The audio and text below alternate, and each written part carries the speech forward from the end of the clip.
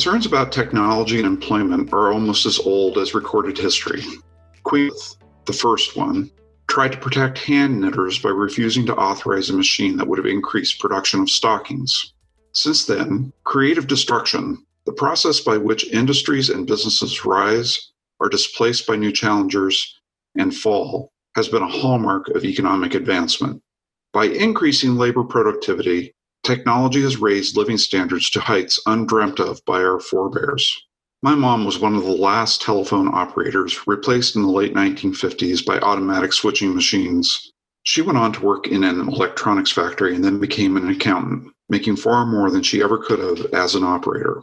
Now, telephone companies are being transformed into digital media platforms and radically reducing and transforming their workforces. Since 1980, 15.8 million net new jobs were created with the introduction of the personal computer, but 3.5 million jobs were lost. The price of economic advancement for everyone is a fluid and dynamic economy that creates economic pain, suffering, and displacement along the way. But will that pattern continue to hold? As the 21st century has progressed, a new kid has emerged on the economic block. It's called artificial intelligence, and it means the development of computers capable of independently reading and understanding data, and then making decisions based on that understanding. Massive increases in computing power, which until recently have been doubling every 2 years for decades, combined with new internet communications technology, is revolutionizing work and automating jobs once done exclusively by people. The economic dynamics of Elizabethan England are still with us. They've just been digitized, miniaturized, and increased to the speed of light. We are once again asking ourselves, what does the future of work look like in a world remade by technology?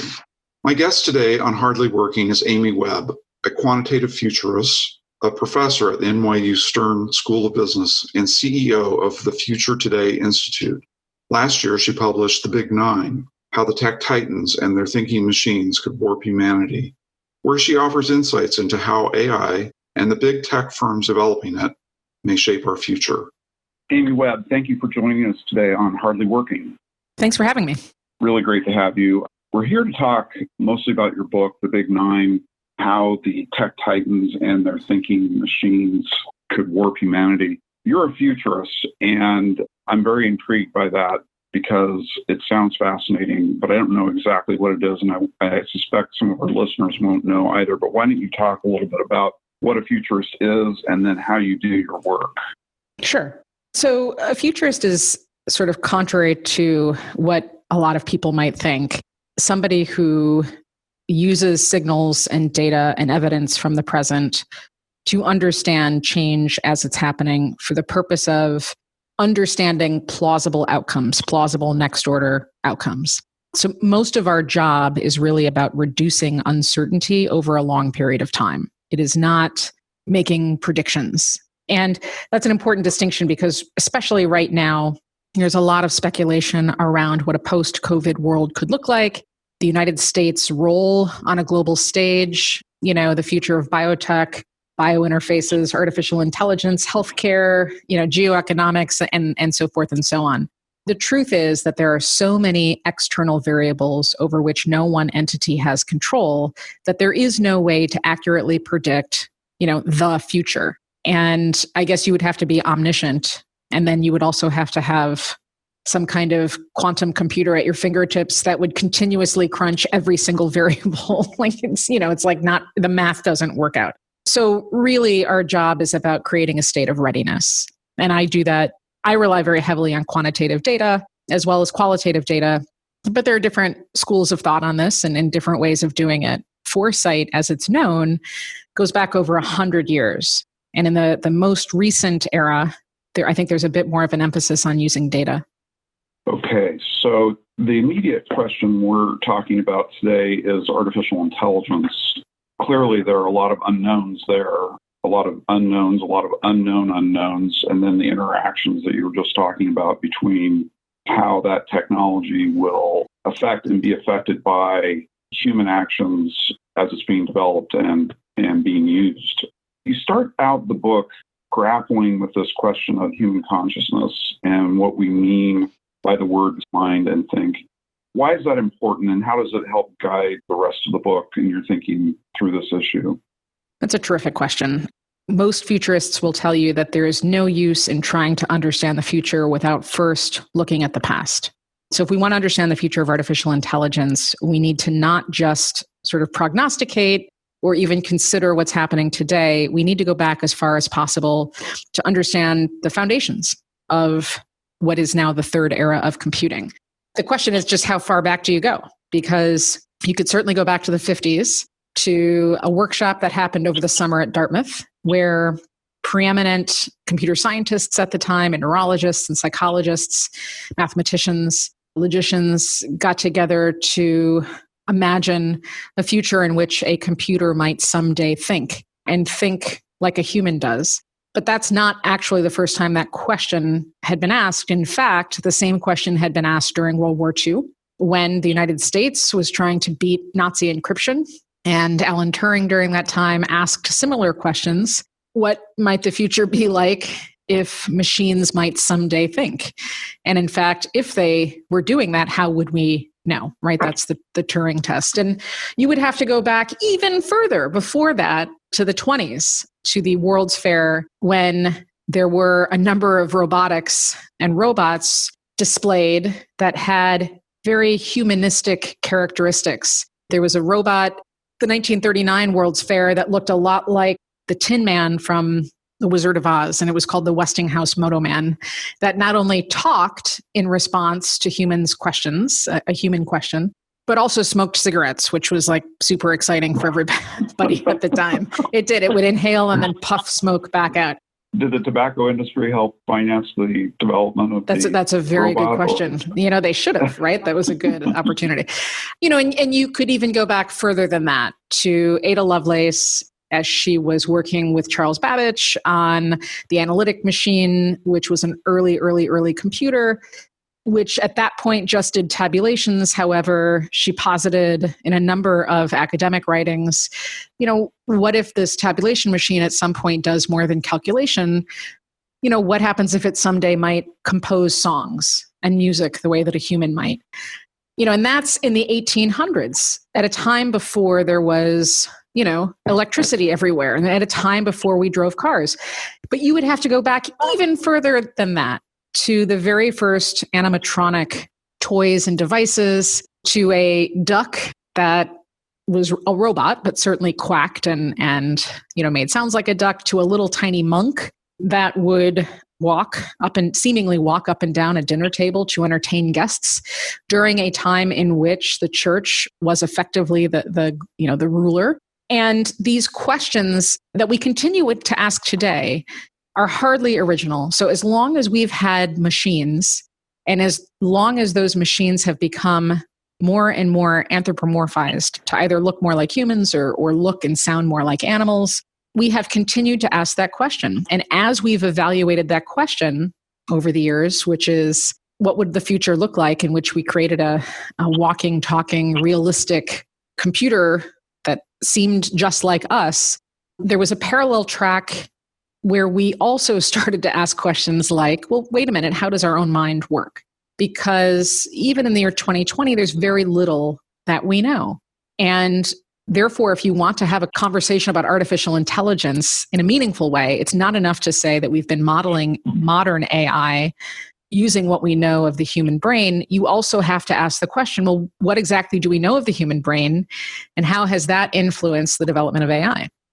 So we have this innate human desire both to understand ourselves and how we work, but then also to try to create things that work like us, that consider the world around them, that think like us to the extent that we can make that happen. Where do you think artificial intelligence, where do you think that stands right now in terms of reaching that goal of an artificial intelligence that maps roughly to human intelligence?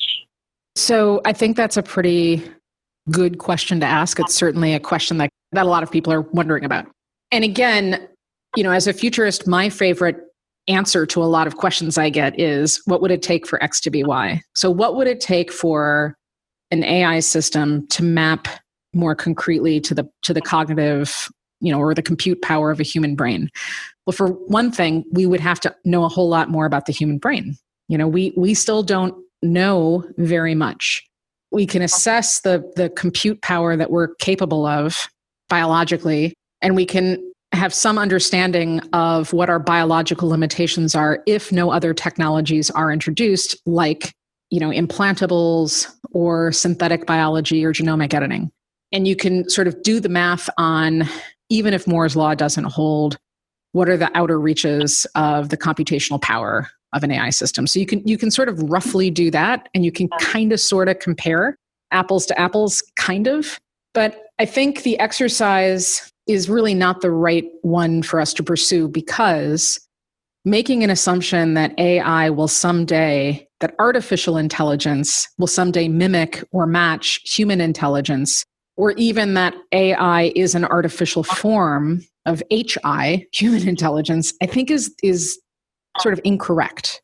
And that's because, first of all, you have to think about how AI evolves.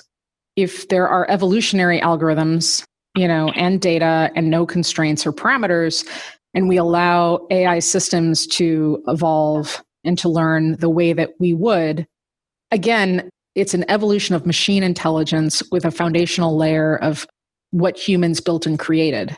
And it happens in a more accelerated way. So to me, artificial intelligence is fine. I think it would be more accurate to call it, alien intelligence, because it is really alien to us.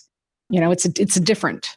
As I read your book, there's this idea that is contained in there that sometimes we don't really understand how artificial intelligence is doing what it's doing, and that it seems to do what it does differently than the way a human being does it. So that gets your alien intelligence question. I guess just to press this a little bit further, when I look at documents about artificial intelligence, reports on artificial intelligence, I see sort of systems that are capable of doing narrow tasks very well, very quickly, much faster actually than human beings can do them, but not really capable of integrating a lot of knowledge across different domains. Do you think that's right, or am I missing something there?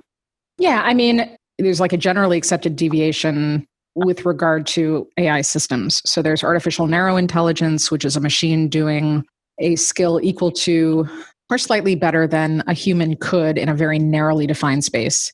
It's also known as weak artificial intelligence or strong artificial intelligence, which is also known as artificial general intelligence, which is a way of categorizing a system that can do many more tasks than simply performing a narrow task. Now, the challenge, of course, is it's not like there are any global norms and standards. So there's no singular checklist to denote when AGI criteria have been met and we can officially call a system artificial general intelligence. I would say that we have seen plenty of published, verified experiments and academic papers now from the DeepMind team showing examples of multitask learning, hierarchical learning, learning that doesn't require a human, evolutionary algorithms, all of these things that would suggest that a system is completing more than one narrow task on its own. And in fact, the most recent iteration of AlphaGo, which is capable of learning multiple games at once, not just Go, for example, and has done that using strategy and again without a human in the loop, would be an early example of AGI. We are on at least a 7-decade trajectory that may or may not be accelerated by the coronavirus. We are going to see multiple stages. I think that the place where people get sort of confused is when they conflate an AGI with, sort of like a walking, talking robot, like a Terminator, or something that has humanistic characteristics like a super intelligent Alexa, for example. We have to be very careful and separate the code from the container. Digital assistants, walking, talking robots, smart Bluetooth speakers, these are containers for code. They are not themselves AI. So we're somewhere along a continuum, advancing toward an artificial general intelligence of some kind. We don't really know what that will look like or how it will operate. And there seems to be a lot of debate as to whether that is we periodically go through these winters of artificial intelligence where things look really promising and then they kind of trail off and then they rebound 10, 15 years later and people make a breakthrough. But where would you put us in that cycle? Are we continuing to accelerate here? Are we hitting some constraints that are going to limit development just from a technical standpoint, not a social standpoint, just from a technical standpoint? Are we hitting constraints? Are we resolving problems that are going to allow us to move forward? Right. So again, this is where it's useful to think about artificial intelligence not as a singular technology, but rather a constellation of technologies.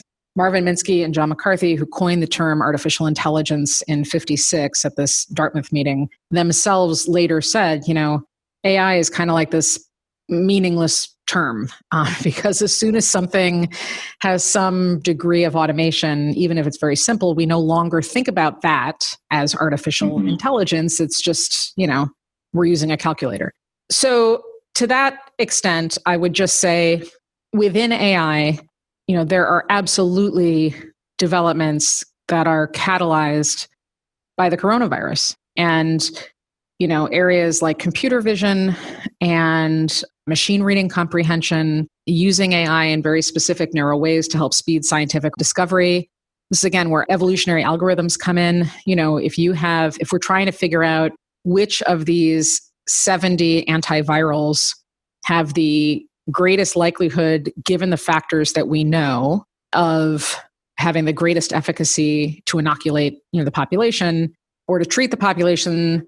If you try to run a normal trial and you have to go through lots and lots and lots of people, and the normal process would take way too long. If, however, you have the right comprehensive set of factors and the right evolutionary algorithms, you could start running trials at warp speed, asking the AI system to make, changes, as needed. I mean, it's this, in this case, we're talking about like an AI system replacing a graduate student's work in a lab. That kind of thing we're going to see a lot of increased investment and attention in, because it's the kind of thing in a narrow way, that could potentially get us closer to some answers that we've been seeking. In terms of automation in transportation, I don't think that this coronavirus leads to a faster adoption of fully autonomous vehicles on the road. However, 3 months ago, we built a model at the Future Today Institute seeking to understand the plausible futures of land and air-based drones. And so we built these in January. So if it was the case that we had lingering shutdowns and potentially a reduction in the workforce, would that potentially lead to faster adoption of air-based drone delivery for medication, for groceries, for payloads that weren't super, super heavy? And also land-based drones. And the accelerants for that were not just urgency because of the virus, but also potentially there would be nobody outside and our grid would be much less congested than it is. And, lo and behold, 3 months later, that is exactly what we're starting to see happen. So our research would indicate that there is going to be an accelerated push into AI as it has to do with sense and avoid, computer vision, geospatial mapping, spatial computing, and all the rest of it. So it's a very, very long answer, but I wanted to provide some context and detail because sometimes people talk about AI in this sort of monolithic way.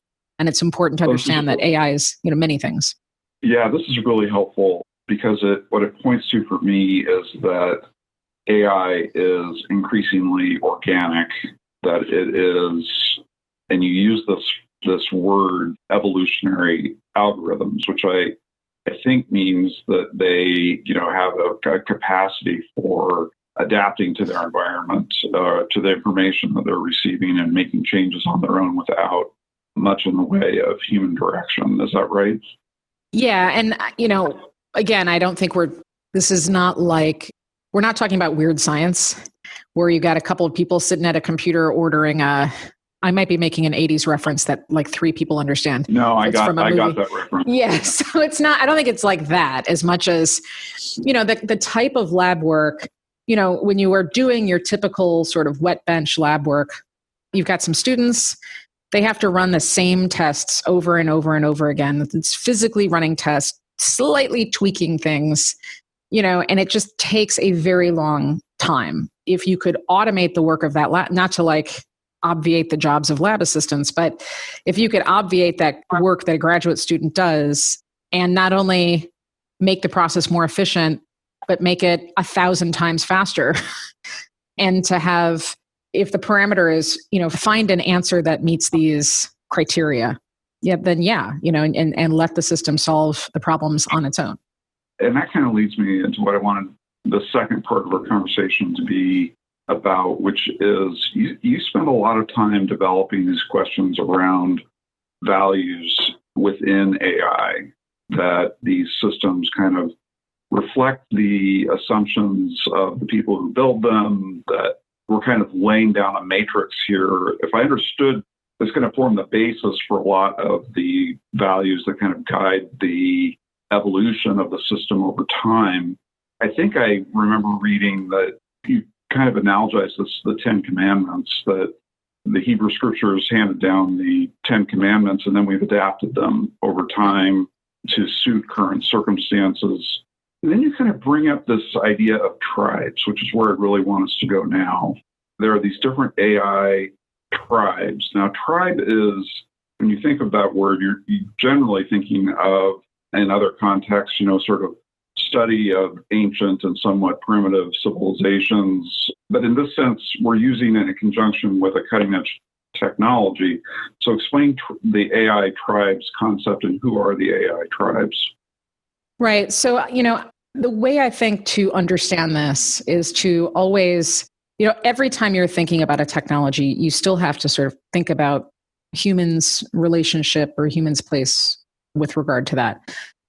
When we're talking about artificial intelligence, we have to bear in mind that humans are still very social creatures, and we tend to gather with those who are, who share our ideas and our instincts and our beliefs and our values.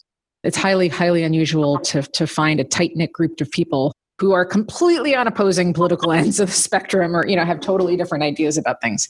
So the term tribe is really used to connote a like-minded group of individuals who share the same values and in some ways not only echo what each other believes, but then strengthens those beliefs. And sometimes it's not even apparent that that's what's happening. The example that I gave is a house where a bunch of super famous comedians lived in the 70s. And probably a lot of people listening have been in a situation like this because there's parallels to Silicon Valley and to the Hill. You get a group of people living together, sort of working together, spinning ideas off of each other. And in the process of doing that, the values are further entrenched.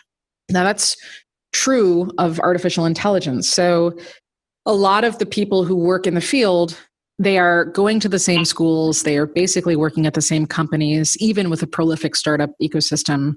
Most people can trace their lineages back to individual professors or particular schools. And the challenge with that is that it's a very siloed ecosystem. And so again, you have this sort of shared set of values that makes perfect sense within that group, but may unintentionally exclude those people's beliefs who are not in that group. And you may leap to the conclusion that I'm basically talking about white men versus women and people of color, and that's actually not what I'm talking about. So if you look at the entire group, it over-indexes a little bit to the left. They tend to share a lot of the same characteristics. And the problem, of course, is when you're training systems, you have to select data, you have to train algorithms, you have to make a whole bunch of decisions. And the decisions that are being made are by people who essentially share, a relatively narrow set of values, relative to the rest of the world. Okay, so we've got these tribes, and you seem to divide them, not, like you said, not so much along race or gender or, some of the ways that we typically think of when we talk about diversity. But you do seem to draw a distinction between the American tribe and the Asian tribe, and specifically the Chinese tribe. that's working on artificial intelligence. Is that right? Did I capture that?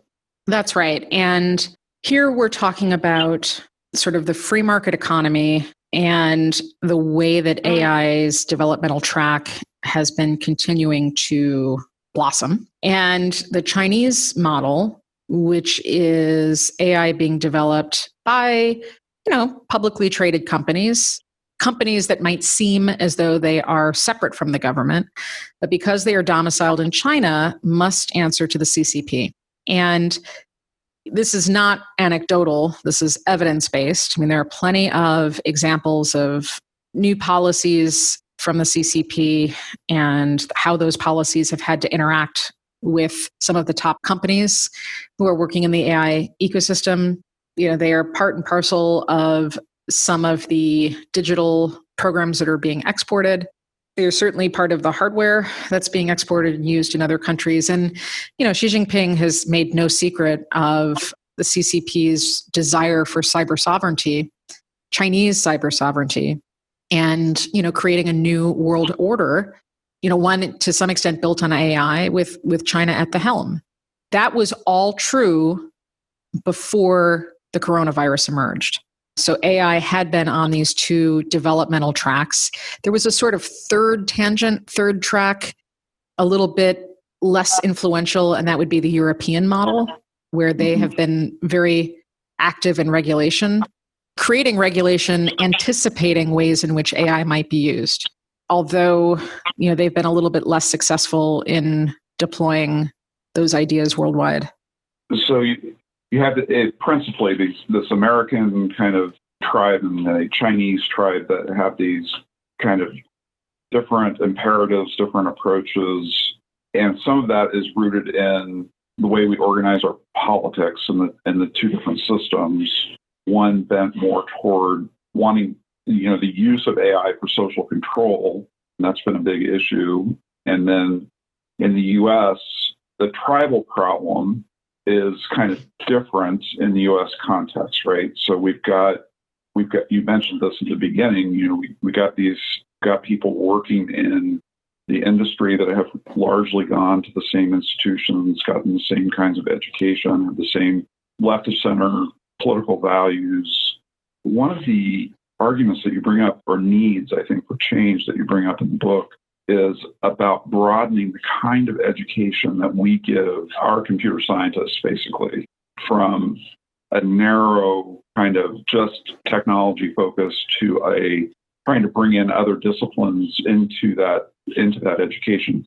That's a key interest of mine, because I do think that it's not just true in our elite computer science programs. I think it's true across the culture, across society, that we value technical education above non-technical education.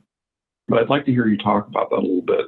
What's the problem with the way that we're educating our coders, our computer scientists, and what kinds of things would you like to see change? Right. So this is, I think, as you probably know, because you and I have talked over email a bunch, a little bit of a passion of mine as well.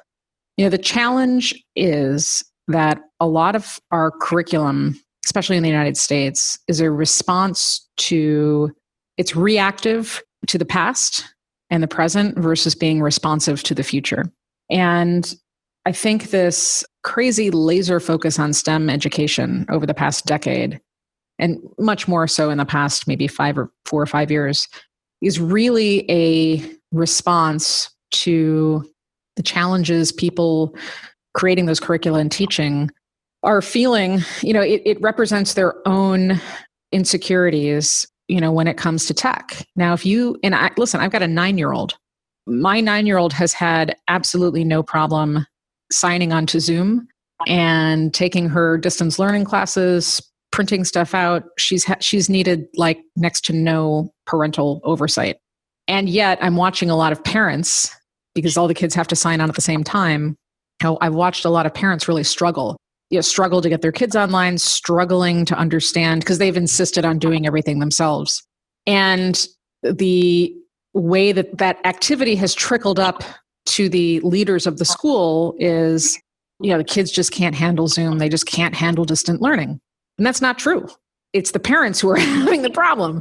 Yeah. And I relate this because, a kid who is between the ages of, let's say 2 and 15 today does not know a world without advanced technologies.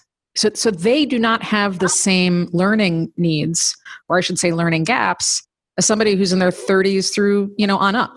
So if that's the case, I'm watching around the country teaching kids how to code, or even continuing education courses trying to teach adults how to code, using technologies and tools that are going to be outdated by the time they need to use them for real. What makes a lot more sense is, again, if we are thinking about the farther future and the things that ultimately, the skills that will be useful throughout a person's life, those skills are critical thinking, logic, reasoning, discourse, creative writing, critical reasoning and thinking, world literature, world religion, stuff like that. And that is the core of a liberal arts degree. So I realize how insane that sounds, right? That here we are talking about AI, and I'm saying the kids who are going to do the best going forward are the kids that have a very rigorous liberal arts education. But the reason that I say that is because a lot of what is being taught is this sort of catch up to where everybody feels like they should be. Now, things are different in China. In China, they have a totally different approach to education and to learning. I'm not saying one is better than the other, but they've got a K through 12 nationalized AI curriculum that is being taught, and the fundamentals are being learned at a very early age. We are in a situation in the United States where, here we are 2 months into a virus, and I can rattle off several school systems, at least around the greater Virginia, Maryland, Washington, D.C. area, that are, if they get one synchronous learning experience hour a week, they're doing well. I mean, our public schools are failing the most simple task right now. My son's in Fairfax County schools, and it's just been a challenging and disappointing experience to watch the school district struggle with this transition to distance learning. This is in one of the highest tech areas of the country, not the most, obviously, but, a place with a lot of technology firms and a lot of emphasis placed on technology learning. And it's just I think it's been a flop as far as I can judge from my son's experience. Speaking of anecdotes, about 18 months ago or so, I hired a young man to come over and help me move some furniture off of Craigslist. I didn't know who he was. So he came over, he was on break from school. We started chatting. I asked him what he was majoring in. He's going to a prominent Northeastern liberal arts institution. And he said, well, I'm majoring in computer science and I'm minoring in philosophy. And I said, well, that's really an interesting combination. Why? And he said, well, if I had it my own way, I would major just in philosophy because I just love it so much. But my parents won't pay for a philosophy degree.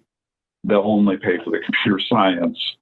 And to me, what that said is, the kids that are in college right now are coming up in the wake of the Great Recession. I think there's a tremendous amount of anxiety among parents about making sure their kids are employable in a technologically driven economy.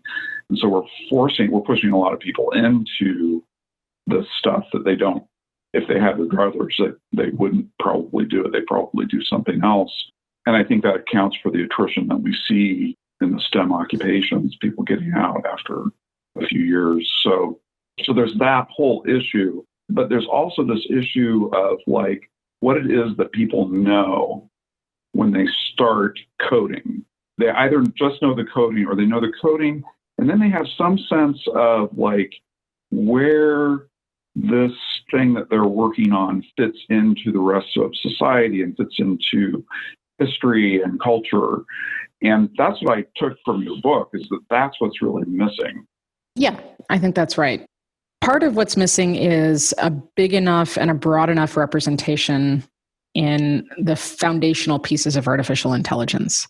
And if only universities, now again, we're sort of in this other situation where I think this is an opportunity for universities to update what they're teaching and their curricula and their course requirements. I sit on an accreditation council, so I'm very familiar with the requirements of hours. And there's a lot of tricky components to this, but universities that are teaching the disciplines are part of the AI ecosystem should make more room and encourage courses like philosophy or a minor in philosophy, or other critical thinking skill sets. Now, some do, and there are more and more requirements for, taking a course on ethics and diversity. But again, if you just have to take one class to check it off of a list, you're not going to create a lot of change. The real reason to do this isn't just about inclusivity and making sure that our systems that make decisions that we have hoped will start thinking like us, think like all of us versus just a few of us. That's not the only reason. The other reason is because, we are entering several new scientific and technological disciplines that are going to require people with hybrid skills. So I'll give you an example. There's something called synthetic biology.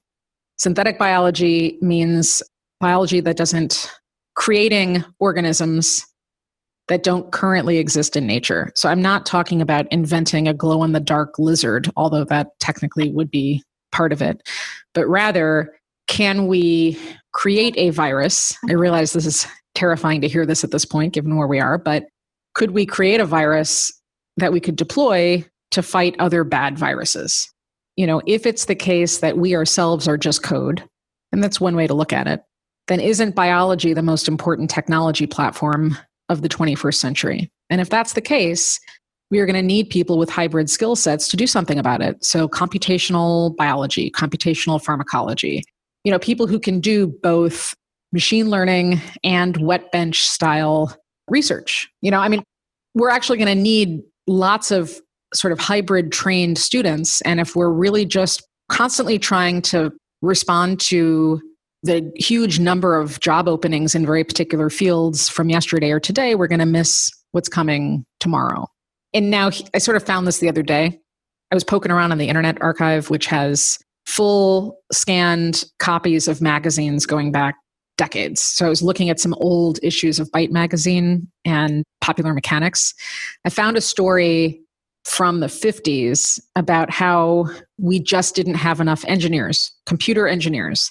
And if we could just have more computer engineers. And it was, aside from the silly sort of 1950s style graphic and some of the language, that story could run easily today because it's the same story. We've never had enough. Yeah, no. You know what I mean? So we anticipate, rather than just trying to play catch up, can't we play catch up while also anticipating what's next? Yeah, and you're right. It did start back in the 50s with Sputnik.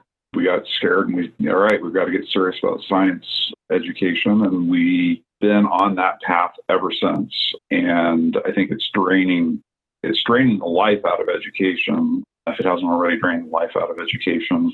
I think that just on human terms, we're really depriving ourselves of most of our heritage in the process that might help to inform our decision making around, not just can we do it, but should we do it when it comes to technology. So I wanted to have us close out because you've referenced it several times as all anybody's thinking about right now, the COVID crisis. You've talked a little bit about how technology is being brought to bear on that, but you spend a lot of time in the book sort of outlining scenarios for the future of AI, an optimistic one, a pragmatic one, and then a sort of a catastrophic one where we, the United States, really lose control over all of this and find ourselves kind of subordinated to the technology and to kind of outside political influence and control. But of course, this book was probably written 2.5 years ago now, when you were writing it then anyway. And then we've had this situation with COVID come up. It's got huge implications, came out of China, has huge implications for our relationship with China. It's already affecting the AI race. What are the main things as a futurist, not necessarily as a technologist, but just generally, how is this reshaping your thinking? Two things. First of all, it was not unexpected. So we are at work, we're constantly tracking longitudinal trends. So things that happen over longer periods of time. And we have signal data where we're always considering plausible next order impacts. Pandemics are always a part of that work. They are outliers, but they're always a part of it. So they were, they're not in the book. But now, that being said, I should maybe say now that I'm politically independent. This has, unfortunately, I think, gotten us closer to that catastrophic framing. What I was trying to warn against in the tradition of Herman Kahn, I was trying to help everybody imagine the unimaginable so that we could take meaningful action today. I see this virus as having accelerated us to both the pragmatic and the catastrophic framings for a couple of reasons. One, I believe that public-private partnerships are very, very important. I do not think that the federal government should be single-handedly in charge of all testing and all data management, all of the stuff that would be required for us to track and trace what's happening with the virus. That being said, we've essentially ceded all of it to the private sector. And the private sector may be faster in developing data tracing tools and automation and all the rest. However, what's going to wind up happening is that, we live in a litigious society. So if there is not a strong public-private partnership in advance, and in cases where the federal government cedes everything to the private sector, we wind up with elected officials trying to regulate after the fact. And regulating after the fact, or a litigious situation after the fact, is a good way to stifle innovation in a really horrible way. So what I see starting to happen is, we are increasingly willing to give up personal privacy for the sake of trying to kickstart the economy. And the thing is, I don't think that one causes the other. We are going to wind up in a situation where we sort of advance the big tech companies doing more home-based diagnostics, doing more health tech, doing more healthcare. And at some point, the whole thing will circle back around to there's been too much consolidation, there's not enough competition, and now there's going to be tons of federal scrutiny as a result. At the same time that we are contending with a global virus, and China has exerted significant dominance. I mean, the only way to look at the situation that we're in right now is before the virus, the United States had retreated from the world stage. Since the virus has happened, we have done that and also made ourselves look foolish and capricious and unable to manage a national crisis. And that has happened at the same time that China is starting to triangulate and make different decisions. So, China has been actively releasing propaganda, really making fun of the United States, the Trump administration, and just our ability to handle the crisis. And it's janky, silly digital propaganda, but that kind of thing has a compounding effect. And over time, it starts to change people's minds. The Belt and Road Initiative is still very much active and alive. And, China has been helping others with the crisis, with data collection and tracking people's temperatures and things like that. And all of this is part of was sort of alluded to in the catastrophic framing. Let me push back just a little bit. I think that the Chinese, we do look foolish and inept and incapable of organizing ourselves, and that's going to become more evident over time. New estimates out today that by June 1st, we'll have 200,000 new infections a day in the United States. We look really, really bad. I agree with that. I think the Chinese look really bad too. For sure. In terms of their lying about the virus, they're covering up their own really clumsy diplomatic efforts, I think, at trying to exploit the crisis, I think look silly in their own way. And I'm wondering whether, just to put some light at the end of this tunnel, I mean, assuming a future in which we have a change of administration, which I don't think is hard to envision at this point, and we've got a certain amount of disengagement in our relationship with China now, is this a chance to rebuild some of the relationships and institutions that we relied upon for the post-war era to sort of solidify the Western value set that might guide development of artificial intelligence and some of the other technologies? Well, I agree with you. There'd be a wonderful outcome. I think the problem is we have a crushing amount of uncertainty when it comes to everything from the election to whether or not China decides to exert more military, shows of power, to any host of other things. The challenge is, even if we have a change in administration, it still takes time to rebuild those relationships. China screwing up in a catastrophic way the management of this virus and some of what it's been doing with regard to the supply chain, importing a bunch of PPE while at the same time creating a stockpile and not exporting it so that other countries with orders in, could use that stuff.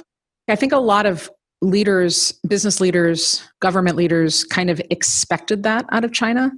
I think the challenge is that nobody expects America to screw up the way that it did. And if America has screwed up this catastrophically bad, I mean, it's real bad, right? I think the problem is scale. And it's not like there was one bad mistake made. It's not just a lack of strong, decisive leadership from the White House. We have a lot of states that have screwed this up. We have a lot of local city officials that have screwed this up. But the problem is that the way that this is unfolded in the United States is so far off of what one would expect the United States to have done. We should have had a better handle on this. And I think that is what's going to be difficult to overcome in the longer term, is to rebuild that confidence. If I can just make one quick economics analogy, part of the reason that our markets had been so strong for so long was just confidence. The problem is we now have this lack of confidence. We have a lack of confidence in our federal leaders. There's been so much volatility all over the place. I think there's a lack of confidence in how the market should behave relative to how it is behaving. There's a lack of confidence in the might and wherewithal of certain industry segments. You even have, CEOs who are behaving in like weird ways. I mean, Elon Musk just a couple of days ago said that Tesla's, stock price was like way overvalued. It was too high, and he lost like $10 billion for shareholders. So I think we have this crisis of confidence that is going to take a long time to overcome. That is not me being a dystopian thinker. It's me being pragmatic. But if we can recognize that now as a longer term existential risk, then the opportunity is for us, then there's opportunity. We know where the work is that needs to be done. Outside of this virus, outside of AI, there's like the rest of the economy and business and governing and everything else. So if we can sort of align ourselves in the same direction, which I realize is hard where we are right now, but if we could do that, then I think we march ahead to a better future, possibly 3 to 5 years from now, one that is better than the pre-COVID virus world that we were currently living in. Well, I think that's a good place to leave it, because that's the future that hasn't been written yet. As you correctly pointed out to us at the beginning, it's fluid and it's indeterminate what's going to happen. It's a mix of risks and opportunities.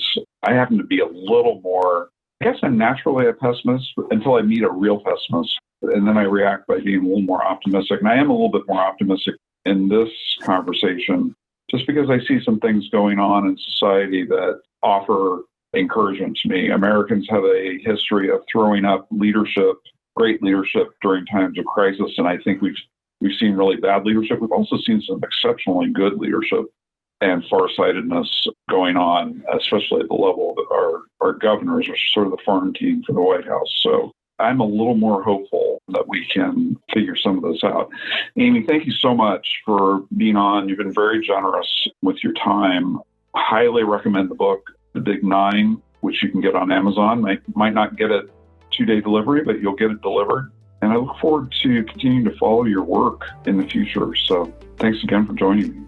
Thank you very much. It was a good conversation. Thank you for joining us on this episode of Hardly Working. I'm your host, Brent Orrell, and I hope you tune in next time to learn more about the state of workforce development in America. Be sure to like and subscribe to our podcast. Let us know at vocation@aei.org if there are any topics you'd like us to cover. As always, we hope you find the job that fits so well, it feels like you're hardly working.